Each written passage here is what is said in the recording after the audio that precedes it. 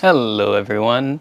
Now this is my thermal katana. It's a katana from Cyberpunk 2077 and this is my version of it. I had built this a little while ago and I used it for Anime Expo while I was cosplaying as David Martinez. Although he never really has one, I just think it's a really cool prop and I really wanted to make one anyways. And this is my very first rendition of it.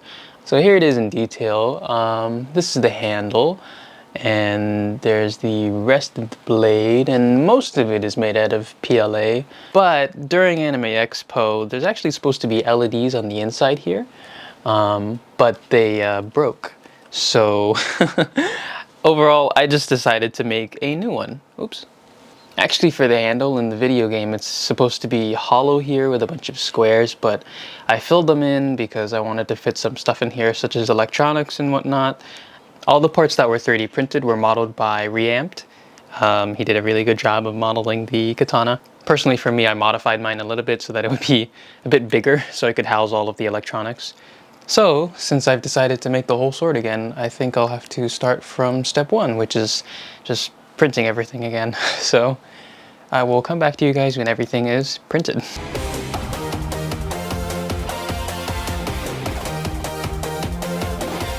Alright, so this is what I've printed so far, and I have a bit of feedback.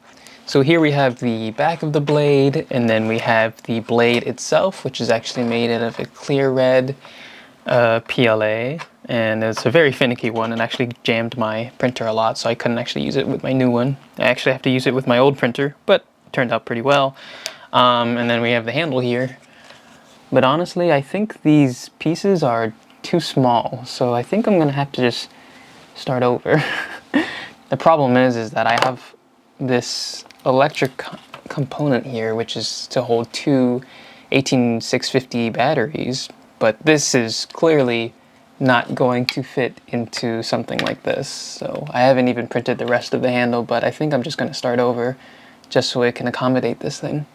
I also have a converter here that I used for my printer. I have multiple of them, and they're supposed to regulate the voltage that's being fed into the LEDs so that instead of being filled with too much voltage, it'll regulate it back down to 5 volts. I think I'm just going to reprint everything. I'll be right back. Okay, I'm back again. I reprinted a larger version of the sword, and I think it's too big. I think I messed up again because now it just seems too large, and this is giving me a big headache because all of these prints take a long time and I keep miscalculating the size. So a word of advice to those of you that are printing props and stuff through 3D printers: measure it correctly first and then print it, because this is the second time that I think I've kind of misprinted everything. Here, let me show you guys how large and massive this second sword is. Okay, so here we have the older blade, which was roughly supposed to be about 40 millimeters wide of a blade width, kind of wide. And then here's the new one. The blade now comes out to 55 millimeters long, which is extremely wide, but that's not the only thing that's really big about this. The handle is super long. Yeah, this thing is massive. This is the upper part of the handle, the lower part, and then the bottom. For sure though, I at least know that the large one is able to house everything, so that's a positive. One thing I will say though is that the detail on this is really nice from my 3D printer. So I'm very impressed by that, almost to the point where I think I might continue building the big one. The big one.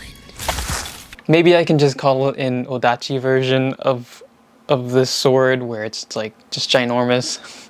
And not only that, I do love Monster Hunter, which uses ginormous weapons, so maybe it's not too bad. Maybe it'll be okay. I cannot stress how ginormous this thing is. When I fully finish it, I guess I'll really show you guys how long it is. So now I think I'm gonna have to go to the painting process. So I'm gonna have to prime this thing and then spray paint all of it. So I went down to my garage to glue everything with some Bondo resin.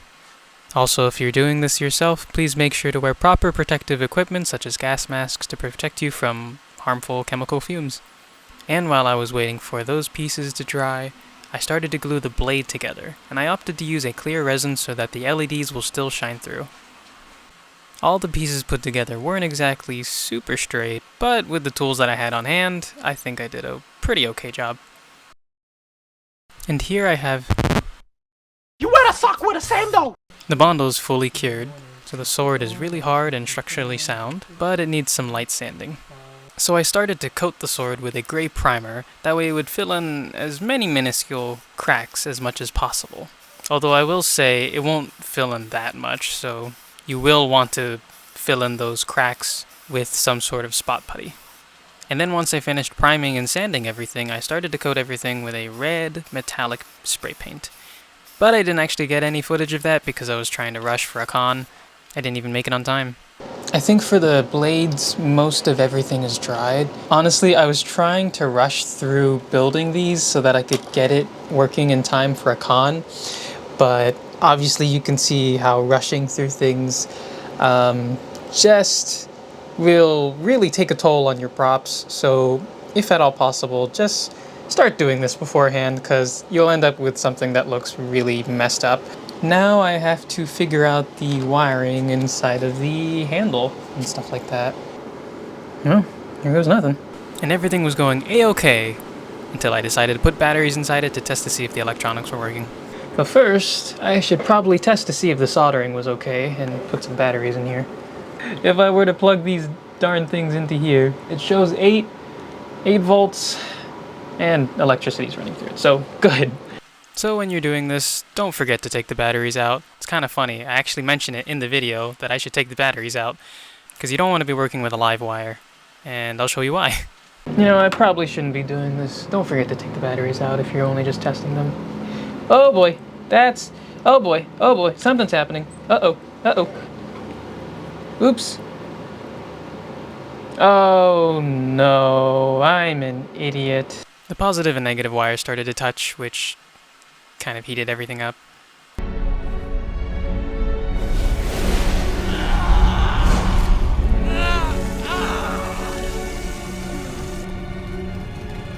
You dummy. Right as I was gonna take these out. So I started over again, but I decided to assemble everything first before testing it with an actual battery. You can actually test all the wires with a multimeter, but my multimeter wasn't working at the moment, so... I'm shaking. My hands are shaking. Here goes nothing. Yay! So far, nothing's melting. That's always a good sign. Then I needed to cut the wooden dowel so that it'll fit inside the sword, glue all of the LEDs in place, and make sure the LEDs work.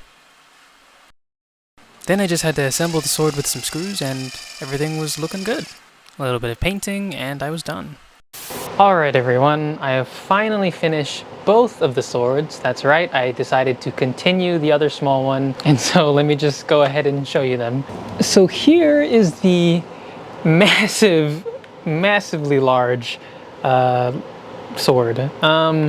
There's still some things that I need to figure out how to kind of fix, but overall it's essentially done. This is the sword. I painted it a little bit so it has a little bit of a metallic look to it, and here is the rest of the blade, which has a little bit of painting, and overall I think the detail came out a lot better than my last one. It is a lot larger too, but honestly it's just super cool. And the coolest thing about this thing is that it can do, hold on, let me just show you guys. Oh my goodness. The coolest thing about this sword is that it can do this. How cool is that? It's so freaking bright. Honestly, it looks like a lightsaber, but it's just awesome. That is so cool. I'm so happy with how it turned out. The blade is just super bright red. On camera, it actually turns out to be a little bit, there's a lot of white in there, but in real life, it's a lot more red than it is white on the inside. That's just the camera, sorry. But that is so cool. It's so nice. I'm so happy with how it looks. Oh my goodness. Let me turn the lights back on. There are a lot of mistakes that I have made with this sword and the other sword, but I mean, overall it turned out okay.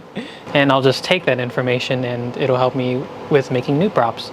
And I have a little switch here at the bottom so that I can save battery right here, and then I can actually just turn it off so that when I don't need it to be on, if I'm outside during a con and you can't really see the light anyways, I can save battery that way. And not only that, one of the things that I decided to do before I fully printed everything was that I made this little smart contraption where here's the handle, right?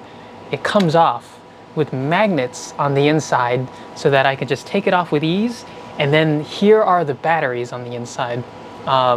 And so if it actually loses all of its juice during a con or something like that, I can take off the handle, replace the batteries, and then I'm just good to go again. And when I'm done, I can just snap this back into place like that and continue with playing with my sword. Let me show you how tall it is. This thing is almost as tall as me, and yeah, so it's really long. I feel like a total warrior holding this giant thing around, and I've stabbed my ceiling so many times because it's so tall.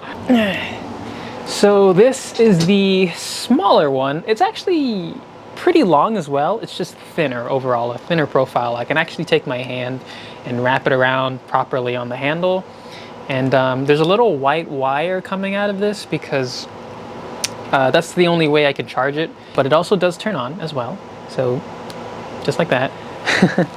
And I'd say this one is more accurately of a katana. Why is it doing that? Yeah, but the problem with this one is that the connection on the inside breaks a lot. I don't know why.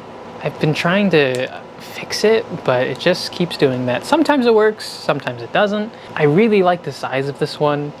It fits in my hand a lot better, and it feels like an actual katana rather than a greatsword. But overall, the quality of this one just did not turn out as well as the other one. Come on. But overall, this one's pretty cool too. It's a lot lighter, so I can actually swing this one around compared to the other one. But it just doesn't function as well as I want it to. And so I'm going to be using this in future cons. If you ever see me at the con, feel free to say hi. You can ask me questions about this, or you can ask me questions in the comments below. I'll answer them too. And not only that, I plan to do my very first cosplay themed video, and I'll show you that right now. Catch my breath and hold it for me. I'm wasting my time trying to make up my mind. So anyways, guys, thank you so much for watching. It means the world to me, and this thing was kind of hard to make, but I think in the end it came out pretty well. And I'll be sure to film more props and more cosplay things in the future. Thank you for watching. Bye!